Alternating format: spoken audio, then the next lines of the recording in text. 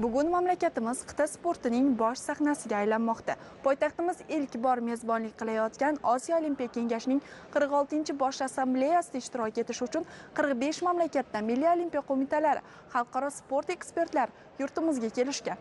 Ushbu nufuzli tadbir doirasida turli xil muhim tadbirlar, panel sessiyalari hamda diqqatga sazovor joylarga ekskursiyalar tashkil etildi. Mehmonlarning dastlabki lokatsiyasi Olimpiya shaharchasi bo'ldi.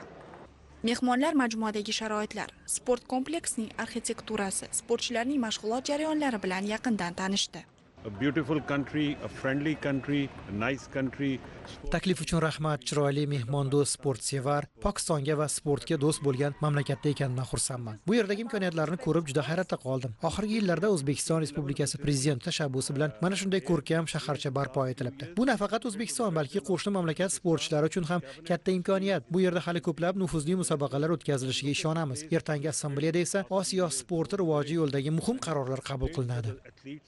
Bunday nufuzli tadbirning mamlakatimizda o'tkazilayotgani esa prezidentimizning so'nggi yillarda sportga bergan e'tiborning natijasidir. Eslatib o'tamiz, qit'a sporti uchun eng muhim voqelik Osiyo Olimpiya Kengashining 46-bosh assambleyasi poytaxtimizdagi Kongress xollida tashkil etiladi. Assambleya doirasida qabul qilingan qarorlar esa Osiyo sportining keyingi yillardagi asosiy strategiyasi va rivojini belgilaydi.